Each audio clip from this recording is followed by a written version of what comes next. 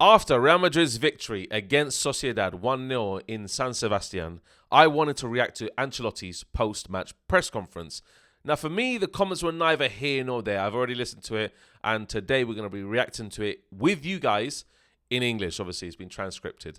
So for me, I'm going to look at it with you today and really just let my thoughts known about this, because it's neither here nor there. So let's get straight into that, people, yeah? Now, for me, when he actually looked at the team's performance, this is what he had to say. The team is in great shape. We rotated a bit, but we remained solid. We were very compact and defended well all over the pitch. We ran for each other. In terms of that, I'm just going to stop it there quickly. Yes, I saw intensity from Real Madrid when they were defending. They were actually defending decently well, but the shape was not so good. Consistently left gaps all over, allowing Sociedad to literally just pepper the final third of the pitch, honestly, and just have string upon string of opportunities. If it wasn't for Lunin, we would have lost that game big time. Trust me on that one. And they would have taken an advantage to the Bernabeu if they did win that game. But we're speaking hypotheticals there. They didn't, and we won. But, yes, some parts, I did see some good defensive movements. Chouameni, one of them, absolutely brilliant. Ceballos, another, really just pressing the midfield. And everything else, yes, we were compact. Compact how, though? Literally just compact what? Just allowing them to come onto you consistently? No, it doesn't wash with me that much. And then he said this. We performed very well despite the changes I made to the team. Endrick contributed brilliantly with a wonderful goal, showing some superb movement. And yes, that was absolutely brilliant movement, honestly, from Endrick. The way that he... Well, I put that out more to Bellingham for the vision, but Endrick did have great movement. You know he's a striker. He is a striker in his position. Natural, born and bred. So that's what he wants to bring to the team. And if he can do that on some occasions, then brilliant. Just let him do it. But yeah, overall, Endrick's performance was decent. It was decent. Like, I gave him a 6-7 out of 10 yesterday. So it was decent enough. Arda did a great job positionally with his defensive duties. It was intense, hard-fought match against opposition who gave it their all. We were able to pick it up a good result ahead of the second leg. Now, let me just really just go into that. Arda did a great job positionally. Yes, in terms of his midfield positioning, maybe that's what Ancelotti told him to do. And his defensive duties. But this guy is not... Guys, I really want to see Arda play well, please. Yeah, just let him play well. Put him in his right position for once. Yeah? Put him in his right position for once. Let's see him play in that 10. Yeah, I know Bellingham's there. I know he occupies that role. But let him be given a chance to play in the 10 and you will see him cook. Yeah? The duties he was doing yesterday, just don't get me started on it, honestly. Arda did absolutely nothing the whole match, people. Absolutely nothing. Oh, positionally. Oh, defensive play. Like, this guy is not... He doesn't need to be doing defensive duties as a first. I know Bellingham is a natural box-to-box player. He can cover the 10 area and he can do his defensive duties as well. Arda Guler's not that guy. Plain and simple. Just let him play in an attacking role for once, man. Just put him on the right wing or do something, man. Like, honestly, Ancelotti, like, this guy is being wasted. His talents has been... We saw him yesterday. His head was down and out. He was doing his duties, but yeah, whatever, man. Whatever. Honestly, I don't understand it. I literally don't understand it, yeah. We were able to pick up a good result of the second leg. Now, on the second leg, we had chances in the second half, but they pushed and created opportunities as well. It's a good display because it was always difficult to come here. Yeah, obviously Sociedad is a difficult place to go to. Now we have the second leg and we have to play at the same level. If we play at the same level in the second leg, I'm telling you now, Sociedad will have a chance. They will have a chance. We need to raise the level. Like, same level. What's he talking about? What's he talking about? Same level. Like yesterday. Do you want me to literally be in a coma? That's what he wants me to do. To play Real Madrid, to watch Real Madrid play like this and be in a coma. We got the away win. Oh, yeah, the win is the most important. Yeah, it is. But look, that is not the level I want to see Real Madrid play at. Because if you are literally looking at this as a barometer for the level that you want to play at, trust me, we have bigger things to worry about in the future. Much, much bigger things. Absolute job. Play at the same level. But I think the team has done its job tonight. Yeah, Well, whoop-de-doo, mate. Whoop-de-doo. He did the right thing. So on the referee halting the game due to the abuse on Vinny. So Asensio was actually the Sociedad fans were saying die Asensio. Like, that was crazy. I didn't even hear that until now. And then, yeah, mad. Absolutely crazy. He did the right thing. Vinny spoke to the referee and he stopped the game. He applied the protocol and did a good job. I brought Asensio off at halftime because he's a bit wound up and had a yellow card. Okay. I thought he was wounded. No, wound up. Okay, so angry and had a yellow card. It's not very nice for anyone to have the entire stadium chant die at you. Yeah, absolutely. So that had an effect on him. I opted to bring him off because his feelings may have got to him during the game. Well, good game management there from Ancelotti. Very good game management. Obviously, he brought Vasquez on. And I was wondering why Vasquez was on. And then I just realised now why he's on. So good game management from Ancelotti there. Endrick obviously had a video saying, yeah, hello, Madridistas. I'm here. Very happy with the win. Well, great job, Endrick. Great job, mate. You scored your goal. I'm not going to knock you, mate. Praise on Endrick. He's a forward with attributes. He's shown off in the Copa run. He hasn't shown much in the Copa run, let's be honest.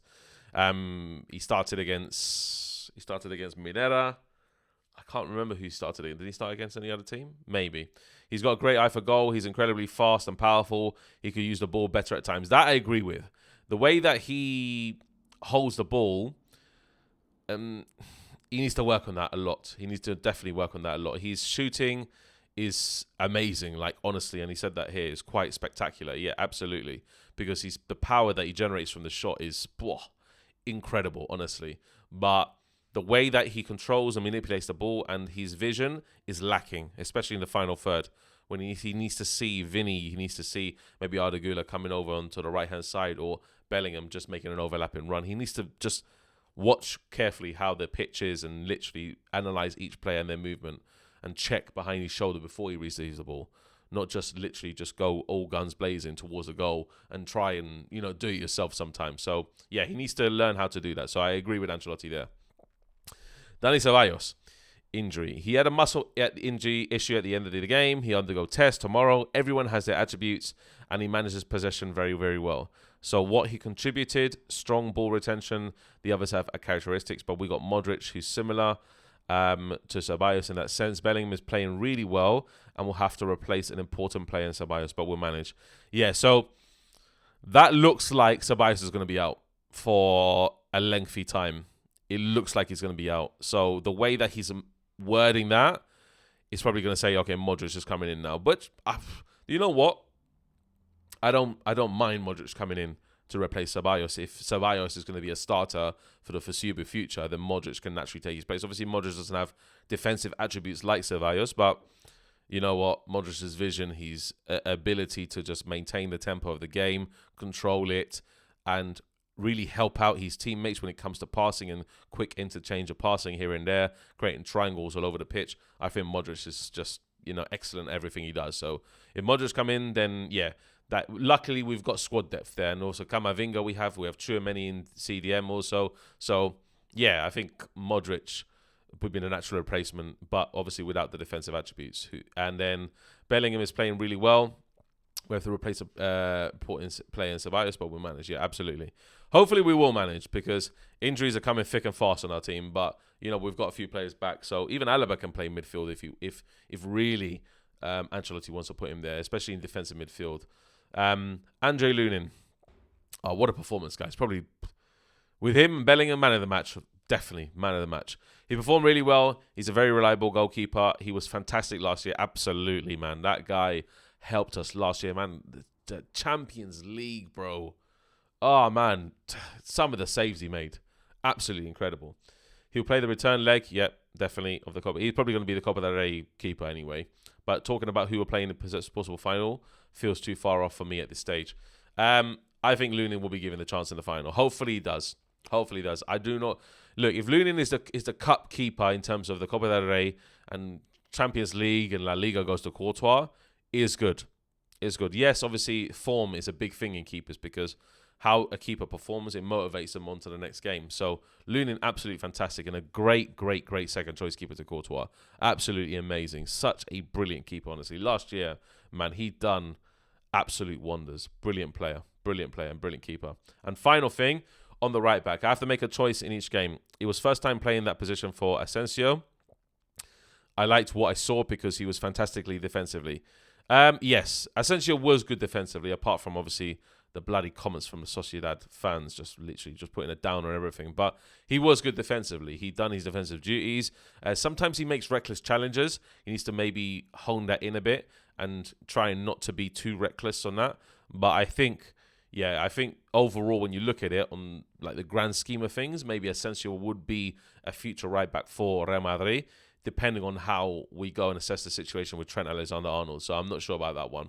But yeah, Lucas was brilliant in the second half. Lucas offers more in attacking areas. We know that because he's naturally a winger. So I think Lucas said he was brilliant in the second half. We all know what he can offer. He was decent. Valverde is an option as well. Yep, absolutely. And Valverde should be our first choice right back for the foreseeable future. Just defensively solid. Everything about him he can offer in attack as well. So Valverde's got stamina for days, man. That guy's a machine, absolutely workhorse. We're pretty well covered. No, we're not. That's a comment that really just got me under. It's like, no, our main right back is Carvajal. Yes, we're well covered, but in terms of what, that our main guy is out, so we need to literally shoehorn other replacements in. And Valverde, for me, his place lies in midfield. We need him in the midfield. You see when teams have the ball, what Valverde brings when he's just sitting in right back. Honestly, when he's in midfield, he can close down. He can really, really just go in and literally just press consistently until he gets his man. That's what Valverde offers. So for me, whatever, man. Whatever. Right back is not well covered. It's not well covered. In terms of, yes, overall, we can have a lot of right backs. But yeah, man, you could put Rudiger right back. I'll say we're well covered. Whatever, bruv. Whatever, anyway. We're finding a bit more solidity at the back and keeping a clean sheet at a place like this is very positive. Alaba is regaining sharpness too.